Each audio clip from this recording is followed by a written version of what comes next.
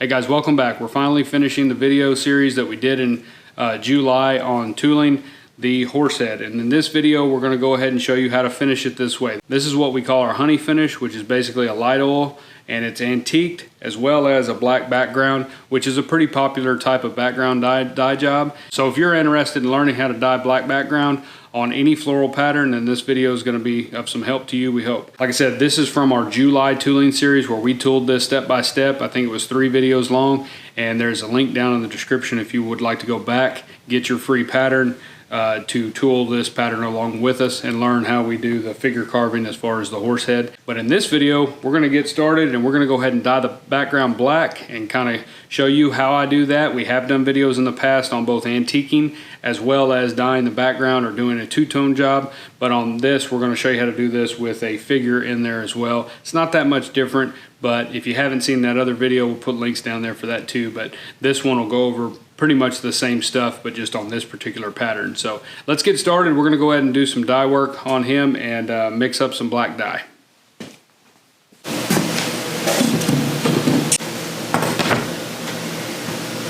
Alright guys, so we're ready here. We've made up our dye, and so now we're going to go ahead and get to dyeing this thing. Now the type of brush that I like to use when I'm doing just a dyed background is, this brush is really old, but it's still working. If you take care of your bristles, it'll still work. These aren't very expensive brushes. I just get these at Hobby Lobby. The cheapest ones they have is fine. I usually buy some that are like this. They're brown, and they're the little fine, they're called the Fine Touch brand, and they come in a little pack, and they come in all kinds of different sizes and shapes, so those work really well. But in this video, we're going to use this one, which is, it's got a really long set of bristles and it's really thin, so you can load a lot of dye into the actual head of the brush and dye for longer without having to go to your cup, and you have a little bit more control. And so I'll show you that. But anyway, any kind of dye, any kind of brush that you'd like to use, I would not recommend using a little bitty brush like this. I know that kind of seems counterintuitive, like you would want one really small like this. If you've got extremely small little pieces of background, then maybe you could use one like this. But for me, this just doesn't hold enough dye, and so you're constantly going back and forth from your dye cup back to your work all the time. And so I like to have one that's longer. They're basically, the idea is that you want to be able to load up a lot of dye, have control of that dye, and then be able to dye as many pieces as possible before you have to go back to your cup. It just saves a little bit of time. So that's what I recommend, is something like that. And you can see this one's old. We've used it a lot, but again, if you take care of them and clean them, they tend to last. You can get quite a bit of time out of them before you have to chunk them. Okay, so let's get started. And if you've seen our one video on doing a two-tone dye job or using dye, I have this piece of wood here that just has some bigger holes. The bigger one in the middle is for those bigger cups. I've got some bigger ones if you're doing them. I don't really use it that much, but occasionally we'll have a lot of dye and I'll need a good size. But that just helps you from tumping it over too much, because it can definitely happen accidentally and you tup this little cup over and spill it. I've seen some where guys will take the little dye bottles, just little dye bottles like this, and build a little wooden box for that to sit in. I just prefer to get what dye I'm going to use, you know, the amount of dye that I'm going to need for that project, and pour it into one of these little Jello shot cups or whatever they are, just little Dixie cups, and put them in there and then chunk them when I'm done. So, but that little block just kind of ensures that it's not going to spill over. It still will, so you got to be careful. Whatever you do, just try to keep it kind of away from your work in case it does spill or splash and doesn't get on your project. And so what I like to do is I will load my brush. So I will dip it pretty far down in there, and you can see I've got dye almost all the way up to the ferrule on this brush, and then I can just very lightly kind of get rid of the drop. You're usually going to have a drop at the end of your brush that can fall off on your way to the work, so you want to be sure and wipe that off.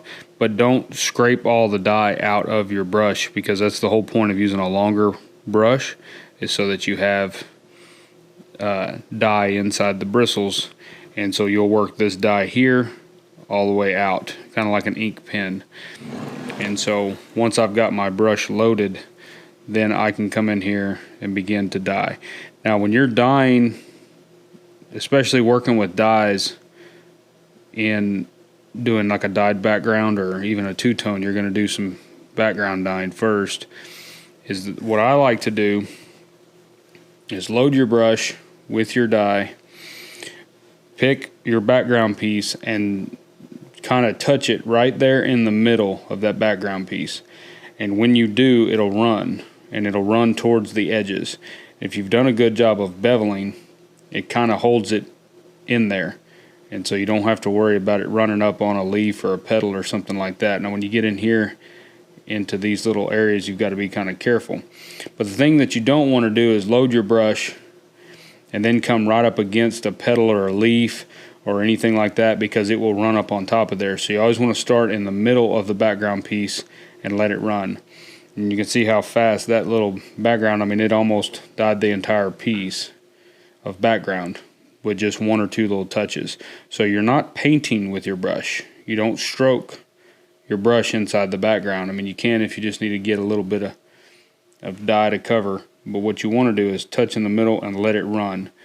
That's a kind of an advantage to using the bar grounders, is because the way that the bar grounder leaves an impression, it creates little dots that are raised up, and you have these little valleys that run in between all the little dots, so that dye can run like a little creek or river, you know, it can run around in there. If you're using a matting tool, you're creating indentions and impressions and little holes. And so with that dye sometimes won't run quite as well. It's not that big of a deal, but it's just something to kind of keep in mind as to another advantage to the bar grounder, is it's much easier to dye background when you use a bar grounder.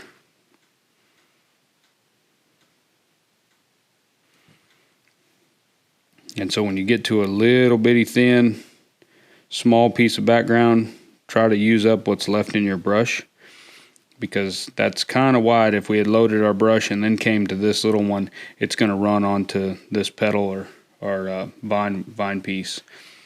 In these bigger ones, you can have a lot more dye in your brush.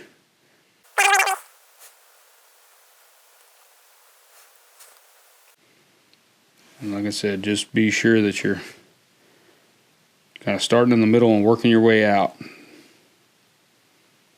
And once you kind of get the hang of this and the feel for it, you'll be very surprised at how fast actually dyeing background can go.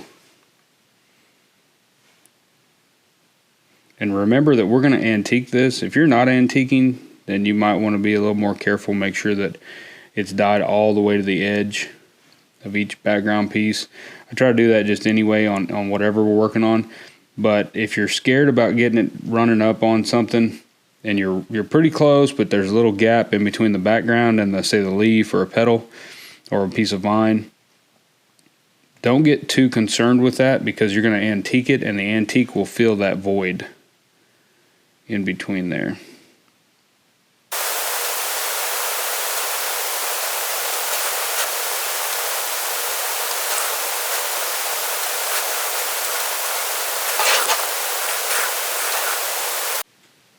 And if you've still got a lot of dye in your brush and you're kind of working on semi-smaller pieces and you're scared it's going to run, just move on to another piece until your brush gets kind of empty, and then you can come in and tie it all in with your little corners and stuff.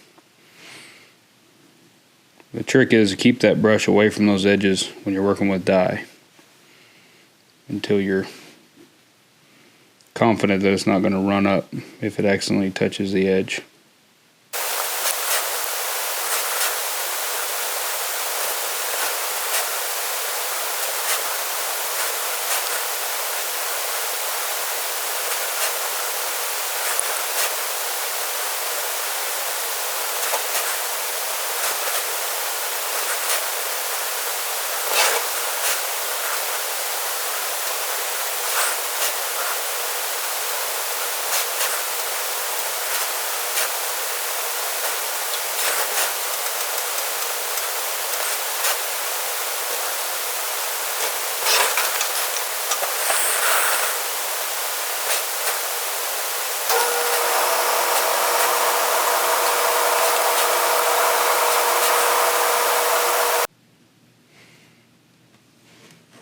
Like I said, I'm not really, when you paint, you kind of stroke the dye onto the surface of whatever you're painting, a barn or leather, or canvas, or whatever you're doing. And here I'm kind of just dabbing the dye and letting it run.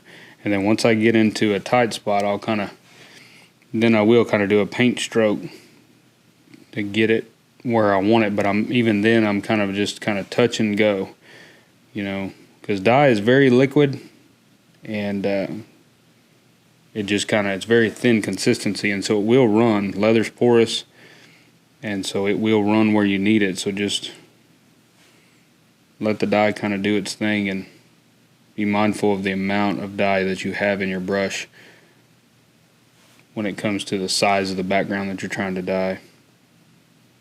And especially when you've got figure carved stuff in there, be very careful, because remember, we rounded these edges where we beveled with the modeling tool. And so it has more of an opportunity to run up on there, and if it does run up, it's more noticeable than it is on vine work. There's a little spot over here where we ran up just a little bit. By the time we antique that, you won't notice it as much. But when it comes to the figure carved stuff, it will stand out pretty bad. So just be careful anytime you have a figure carved piece of artwork inside your pattern when you're dyeing up against that. And then also, as you're dyeing background with a figure carved element in there, is be very mindful of what is background. This piece, this piece, this piece are not background. We didn't background them or bar ground them. We left them smooth to kind of indicate that that's part of his neck in behind this little three-legged stump here. And so we don't want to dye that black. If you do, it's not the end of the world. Nobody will probably ever notice. But same thing up here. This piece right here is, or should be, it's whatever. It doesn't really matter. But I decided to leave that one as hair. So I even put a few little lines in there to make that seem like that's part of his mane behind there. Same thing with these two pieces, or these three pieces here. And so that's to give the illusion that this line runs down and these are all overlapping him. If we dye them black, then it looks like he's kind of cut away from the outside border here, and I wanted to give the illusion that these are going over the top of him. And now even looking at it, I shouldn't have backgrounded that or bar grounded that. I should have left that as mane, and maybe even in here, or at least halfway. So those are just the little bitty nuances that you can kind of play with as you go along to get a little more realism out of what you're doing when you start working in some figure carving stuff. It's not crucial. It's not the end of the world. So if you do dye, if you get kind of in a mode and you run through it and you dye these pieces, it's not that big a deal. But I'm just trying to point out the things that are subtle that you will notice that'll kind of make your work look just that much more realistic.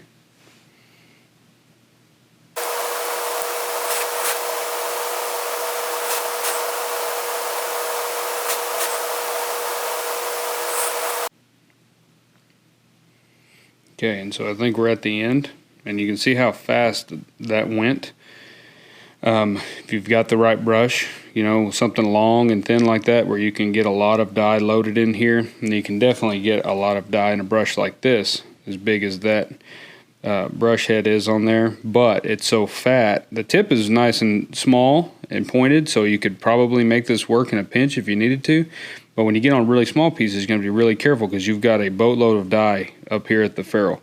That's why we want a longer, thinner brush head, and that way you've got more distance to load dye, but it's not necessarily fatter. And so that gives you less chance of just it dropping a bunch of dye onto the work and then having it run where you don't want it. So anytime you're dyeing something, it's just a matter of being mindful and careful and taking your time and just being easy, and that way the dye goes wherever you want it to go and doesn't kind of run around and get soaked up by something that you don't want it to.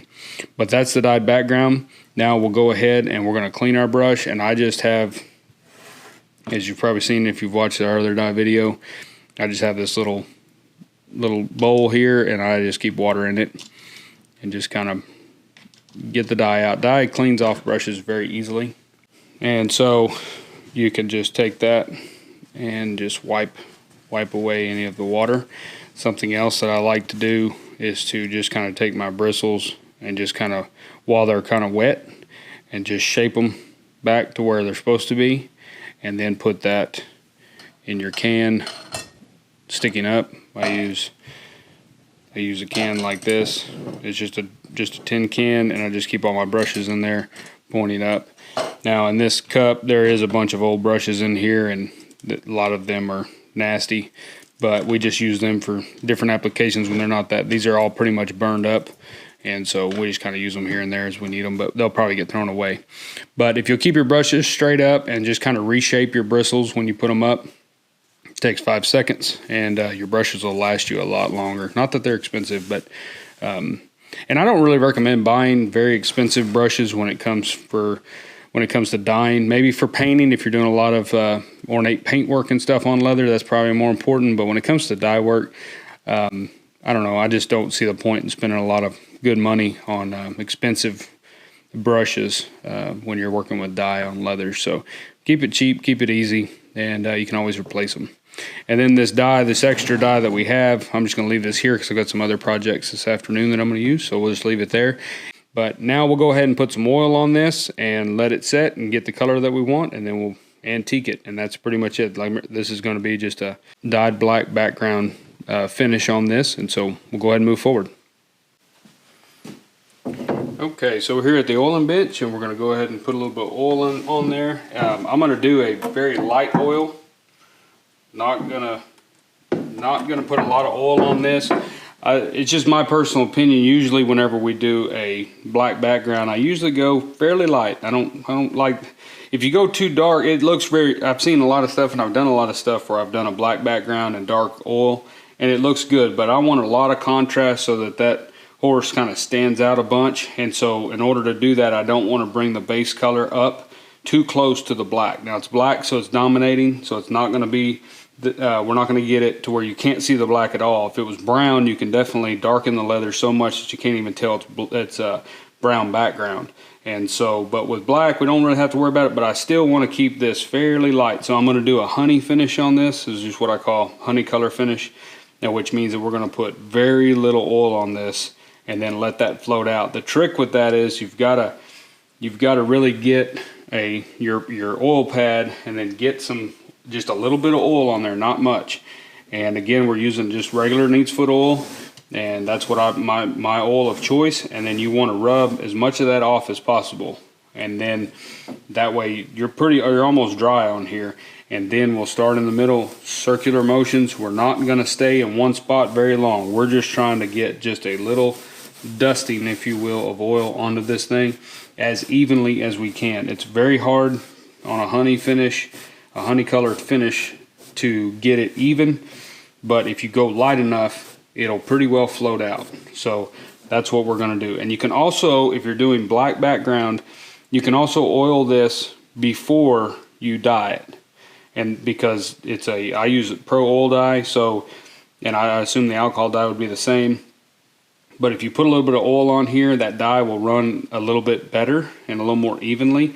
But as small as these background pieces are, it's not critical. But when it comes to, but you can oil it before you dye it. The only time that I wouldn't oil before I dye is if any of this is going to be painted. So if you were going to paint this horse to look lifelike, and you were going to use actual acrylic paints on this, I would not oil this before painting, because the oil is going to prevent that paint from sticking really well. And so I would stay away from oiling if you're doing any paint work. With dye work, you can oil it before you dye it. It's not going to hurt it at all.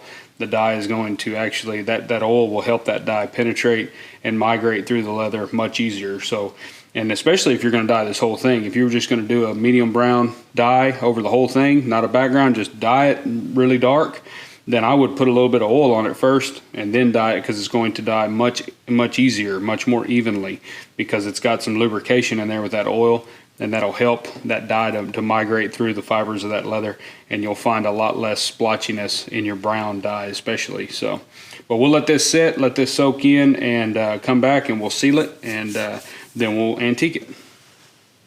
Okay, so this has had time now to kind of soak up just a little bit, and it'll still lighten up just a little bit. It's been about 30 minutes or so. It'll end up lightening up just a little bit more, but that's about right. You've got good contrast here and there where we did our shading with our modeling tool. So I like to see that. And so now we'll come in with just our tan coat, and that's what I use for my resist. I get a lot of questions on that, and yes, it does work as our resist. Plus we can oil through it through the life of the product. It's not a lacquer, so it doesn't seal it completely, but it's fantastic as a resist for antique and much easier to deal with. And especially if you were to paint this, again, if we were to paint this horse and you hit it with a product like Neat Lac or Saddle Lac or the Sheridan finish, YO Sheen, was it YO Sheen? Anyway, something like that. If you hit it with a lacquer based stuff, it's going to smear the paint. So I just kind of got to where I don't use it hardly ever. So I just use tan coat and I have real good luck with it. So if you want an in-depth process on my antiquing process, this will be pretty good, but there's also another video that I did as far as how I do my antiquing. So we'll take some of this tan coat and we'll just put this on here. I put a pretty good amount. I mean, you don't want puddles in the tooling, so be sure that you don't have that. You don't want to just cake it on where you've got puddles everywhere in your tooling and stuff. But I do like to get a good nice coat on there, and just be sure that it's applied evenly.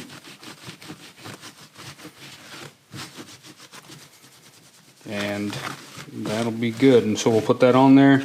Be sure we don't have any streaks in our smooth areas, especially on like his muzzle and his neck. Just kind of real lightly feather any of those streaks out that you see, any kind of fingerprints from holding it in place. And now we'll just let that dry, and then we'll go ahead and antique it. And we are going to antique this with a medium brown Fiebings paste antique. Alright, so our piece has had time to dry, so that tan coat is nice and dry.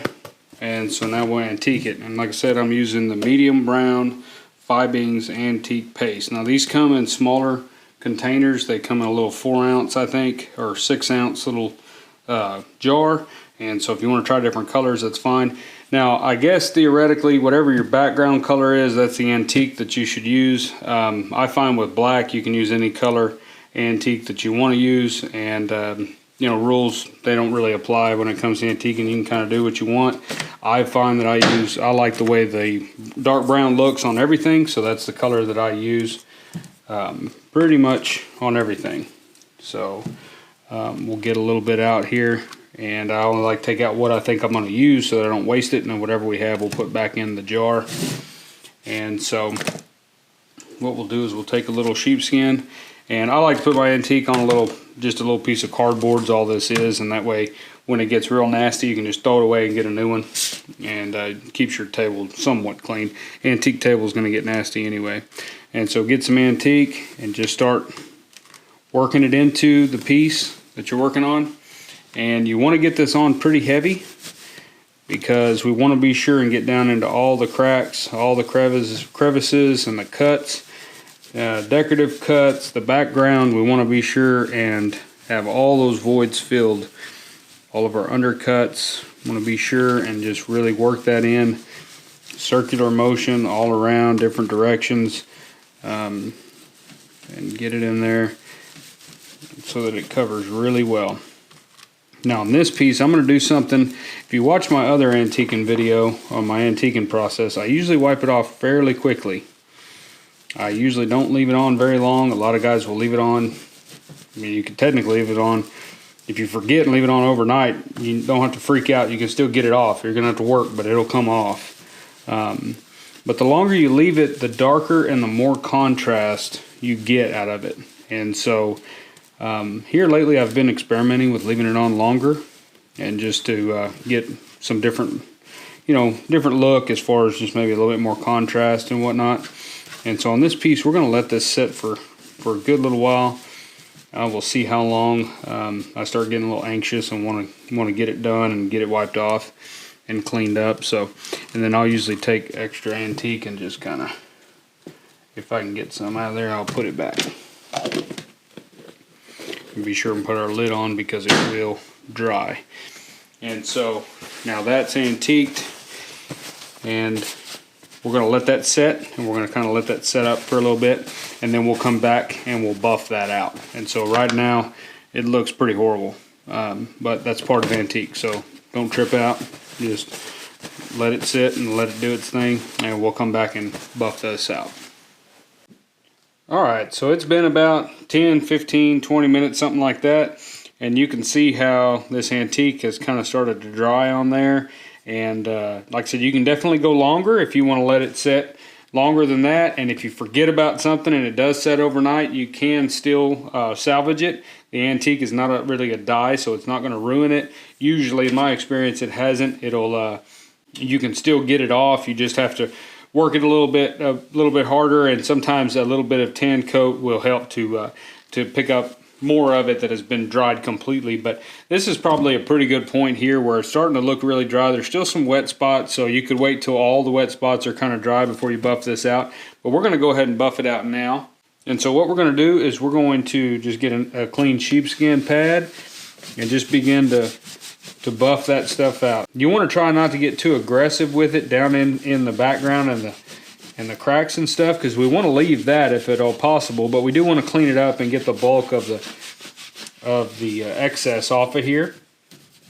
And so I focus like on big blank spots, like your edge here, his muzzle, maybe his neck right there, and some of the higher spots on some of these leaves and vines, and mainly just to get the bulk of it off. But we don't want to sit here and lift everything out of the background. We want to leave some of that because we want a nice contrast there, and that way we get a nice clean look. Now the tan coat does a really good job of preventing this stuff from really soaking down into the leather, but as you can see here, it does look kind of muddy and dull. So we've lost some of our luster that we had and the brightness of the leather and stuff like that. Don't worry about that at this point, because that's where we're going to go to the next step, which we'll do our final coat of tan coat, which is going to bring back all that color and to clean up any muddiness and really bring this back to life. And so when you're at this stage, a lot of people will say, well, when I antique, it just looks muddy and dull, and I just really don't like that type of finish. And it's mainly because they're stopping here, and we need to go one step further, and that's one last coat of tan coat, and that's going to clean this up. So let's go do that and bring this back to life. Okay, so here we are back at our little glue table here where I do most of my tan coat work or whatever. And so, like I said, we're going to go back in with our just regular tan coat. That's what I use. And we'll go over this with a good little coat and just wipe that on. That's going to clean up and bring that color back to that leather and get rid of that muddy effect or that dull effect that the antique gives after we get through buffing that. And the only thing that you really got to be careful here is don't get down into the background and cracks too much, but just be sure to wipe away any kind, if you've got some spot on like this edge right here looks really muddy and antique, just kind of wash that off. You can use that tan coat as kind of a wash, and it will lift that antique off of any blank areas that you want more natural leather color. And you can really clean that off. You just want to go real quick and light so that you don't get any streaks. And it's very easy to get streaks in tan coat when you've got antique mixed in with it. So you want to just be sure and kind of be mindful of any spots where you might have some streaks. And that's about all we're going to do to that. And that's going to finish up our antique, and you can see how much brighter this is now compared to what it was at the antique table. And now there's no more muddiness. We've got good contrast down in the background. It's clean, and all of our cuts and decorative cuts and shading and all that stuff up in his muzzle, eyes, ears, down in the background of the vine work and everything's got a good contrast, and that's the goal of antiquing. So but this step of the last step of putting one more coat of tan coat on at the end of your antique, after you've antiqued and buffed, that is the most crucial step and the most important step to make sure that you've got a clean, bright, well contrast and finished look to your work. And so that'll wrap that up. That's pretty much it right there as far as the antiquing. So that's our finishing technique. Remember, this is our super light oil, or what we call our honey finish, which is just very little oil and then sealing it, antiquing it with a dyed black background. It gives very nice contrast. It ends up looking really nice. especially for belts and different portfolios or even on saddles. They really stand out. They're really eye-catchy. And so this is probably one of my favorite finishes. People have been doing this type of finish for quite some time. Black background just is kind of one of them deals that's looks expensive and it looks really nice, and you can see the tooling from quite a distance, and so it's really popular. So you can also do this finish with brown, mahogany. You could paint the background different color. You could use turquoise, you could use blue, anything you think of, but the processes will be the same no matter what color the background is. So you could definitely use this video as kind of a guide for doing any other types of background coloring. But that's this video. If you haven't seen the whole tutorial where we tooled this piece and did the figure carving of the horse head, we'll put a link down in the description below for all the videos so that you can go back and watch those and tool along with us. There is a free pattern if you want this pattern, this line art. You can pop your email address, click the link to get that, and tool along with us through those videos, and then try your hand at finishing it with the dyed black background. Then go ahead and check that out. The next tooling series, I'm not sure what it's going to be yet. It may be another figure carved deal. It may be a combo where we work in some geometric stamps and some floral stuff just to kind of show how I tie those in together. But be looking for that. We should be hopefully doing that in September.